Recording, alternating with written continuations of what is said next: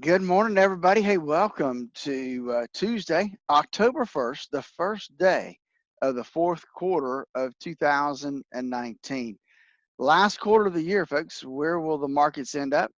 Nobody really knows. We're looking like a good start for this morning. Not much to report in terms of earnings. Well, Dave and I'll find something to talk about, I'm sure, though. Hang tight. I do want to remind you, though, about our free report on Social Security. Here's the deal, folks. Social Security will be one of the biggest choices and decisions you have to make in terms of when you take it and how you take it. And so we've put together a free report that kind of outlines what those choices look like and help you through that process. And to get your free report, all you have to do is text security to 863-285-3815. That's right. Text security to 863-285-3815. Hey, do it right now before you forget. Dave will be with us in just a moment. Line from Statler Financial Services in downtown Sebring. Good morning, Phillip. How are you?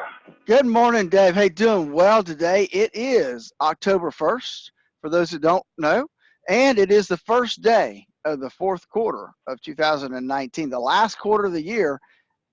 We're off to a decent start today, but we'll see how it ends up 3 months from now.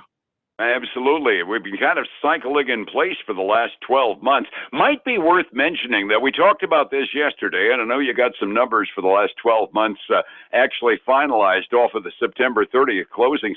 Normally you hear year-to-date, year-to-date, year-to-date being it, and a guy trying to sell you stocks will probably quote an awful lot of year-to-date figures today because well, you got to remember, we were in the middle of kind of a really big dip around January 1st. So 12-month returns and year-to-date returns are nowhere near the same when we talk about how the market is doing, right? You're absolutely right, Dave. The market started to decline sometime in October and towards the middle to end of October. And then we plummeted really the whole fourth quarter. And so the January 1st numbers, bouncing off of those to where we are today look really good. But if we look at a true 12-month picture, I got to tell you, it's not. I mean, it's green, but it's still not a good picture Yeah. because we're all. Go I ahead. was going to say measuring year-to-date is almost the way some of the politicians have been measuring the recovery from the absolute zip bottom of the recession all the way up. Boy, things look great, but the recovery was awful doggone slow. Well, measuring year-to-date is a great way to sound like you're making a ton of money if you put all your money in on January 1st. But we're kind of boring when you go back 12 months, aren't we? Yeah, we really are. So we look at the Dow, and let's look at the last month of September because we got that final number now. So the month of September, the Dow made 1.95%. So not a Okay. bad month. And actually, that month is better than what they've done the last 12 months. So the last 12 months for 1 year, they're up 1.73%. That sounds like a savings account, doesn't it? It does, so people, when I talk to people, it's really interesting because they always think, well, I'm in the market, I'm going to make 7, 8, 9, 10%. And we've just not really seen that in the markets for really quite some time. There may be a year here, a year there where they do that well. But year over year, that's just not happening. It's like this guy, Vanguard said, we expect 4 to 5% over the next 10 years, and that would be good. So let's look at the NASDAQ. Now, the NASDAQ, for the month of September, they did finally become green, barely. They're up 0.46%, and they're still not green for the last 12 months. They're up less than 0.6%. I mean, I'm sorry, they are down. They're down almost 0.6%. Let's get that worded right. They're down almost 0.6% for the last 12 months. So much for all that high-flying NASDAQ growth stock brouhaha, huh? Well, yeah, it does. Surely has not played out the last 12 months. And then the last one we have is the S&P 500 for the month of September, up 1.72%, and the last 12 months up 2.15%. And you know something, I draw two things off of that. Step number one, when the when the market mavens talk about the average return and the average growth on the market being, as you say, 7-8%, you got to keep in mind that's a smoothed average. A few years ago, we had one of those years in which the markets jumped like 25% in a year. You average that out, that means you're going to average down to that 7% average with a couple of flat years, which, like we said, we're having right now. The other thing that I bring up is the fact that the Standard & Poor's, the broadest of the measurements that we've got, the 500 biggest companies in the country, that fared better than the rest, which kind of augurs toward a broad portfolio hedging bets, right? Well, it really does, but it also shows that the market is not always where you're going to get the highest returns. So you have to balance that out because of the risk involved in the marketplace.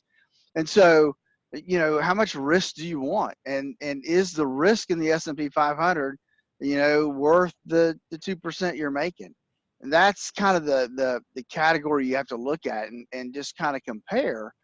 Does it make sense to do what I'm doing, to have everything invested in the market? The best indication of that would be if some poor person ended up having to retire right around the 1st of January of this year at the bottom of a correction and they were all in equities. It would have been a much less pleasant retirement had they diversified a bit. That's absolutely true. So, it's one of those things that just diversifying between risk and safety is the biggest diversification that needs to be made. And then from there, you look at the pie chart.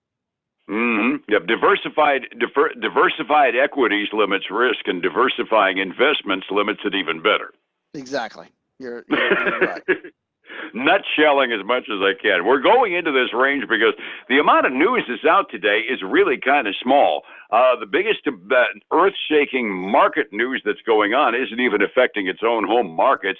Hong Kong is still in the midst of demonstrations. They shot some demonstrators for the first time in the current spate of pro-democracy demonstrations in Hong Kong, but even their market managed to pull out a green ink number for the day, so we don't even have that yet. Couple of companies that are being affected in the news, both of them automakers. Ford is entering a partnership with an Indian company, and they warned investors that they were going to be taking a great big impairment charge on their next quarterly report, so that's going to put Ford under some pressure. The other obvious pressure is on General Motors, where that strike continues, right? Yeah, it is. This is the third week of this General Motors strike. So far, the article I was reading said it's cost General Motors about $1 billion in this strike. And then on top of that, now obviously during this time period, the strikers haven't been earning anything. Well, this week they start their strike pay at a whole $250 a week. So you would think that they would want to get back to work relatively quickly, given that they're really not making anything right now. I was going to say, compared to what they make on the assembly line, that's peanut butter money. That's about it. Yeah, exactly, and that's probably what it'll go for. Yeah, pretty close to it in the process. Not a pleasant situation for either the company or the workers up there. I will admit to not being 100% lucid as to what the issues are between them. The strikers say they want more money and they want a bigger piece of the pie, but the longer you strike, it's almost a truism in the company, the smaller the pie gets, too. Well, that's true, but the also thing you have to look at it is that, look at what happened the last time with General Motors when labor cost is what kills the automotive industry. And so they've got to walk this fine line between making the workers happy and being profitable. And so that becomes harder and harder as the longer we're on strike. Understood. Yeah, it just underscores the point that nobody, neither employees nor company, wins in an extended strike. Only company report I had this morning wasn't a company that you think of as being one of the big movers and shakers in the industry, but McCormick Spices actually had a good report. That gives us some greeting to talk about this morning, doesn't it? Yeah, it did. They beat on earnings per share by, let's see, about 20 cents, a little bit more than 20 cents a share. Which is pretty good. They earnings were higher than expected. Their revenue was okay, and so they're trading up not quite 2% this morning. could be doing a lot worse. To give you an idea of how quiet the doldrums are today, my big winner to my biggest loser goes from 2.9% up to 1.04% down. It just is a rather conservative day on the markets as we start waiting for some of the federal data to decide which way the economy is going, right? Well, yeah, and then we got that, and then earnings will pick up. Probably mostly the first of next week we'll start to see more in the way of earnings. Yeah, financials probably toward the end of the week, I would guess. We really don't have a calendar for sure yet, but it's definitely doldrums. Setting the table for this morning was a green day, as Phillip mentioned on Wall Street yesterday. The Dow was up by 96 points, NASDAQ was up by just under 60, and the Standard & Poor's was up by just under 15. Not barn burner up, but all green ink. Phillip, 45 minutes before we open a new quarter, what do the indications look like on the futures this morning? Hey, right now we've got upward movement. We've got the Dow up 72. We got the S&P up 8 3/4. NASDAQ up 28 1/4. Gold's the only thing trending down right now by less than 0.2%. Silver's up another 1% this morning to $17.19 an ounce. And we got crude oil up 1% this morning at $54.61 a barrel.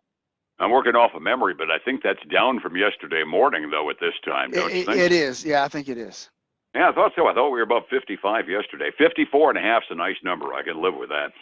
Yields on 10-year Treasury bills are actually going up, which indicates there isn't a lot of panic against equities at the moment.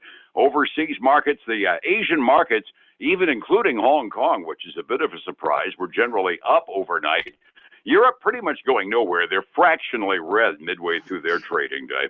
Phillip, advice needed to stabilize and profit into retirement. That's what you do. How do I get a hold of you to make an appointment?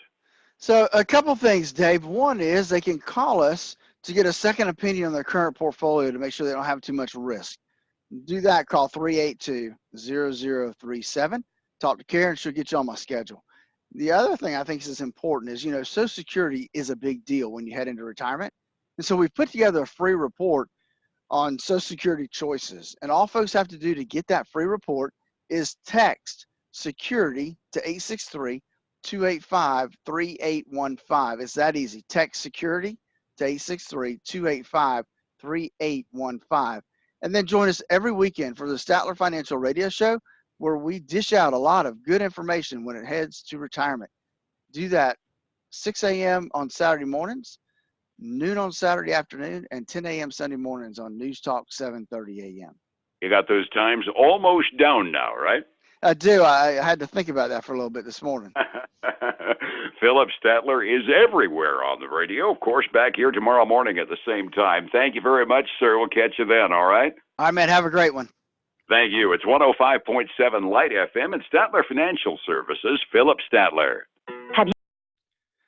Hey, folks, I want to thank you for joining us today. I hope you got a little tidbit out of it today. If you like what we're doing, please like our page, Statler Financial Services, and share this post with your friends and family. We're always looking to add folks to our family here at Statler Financial. Have a great day. I look forward to speaking to you again tomorrow.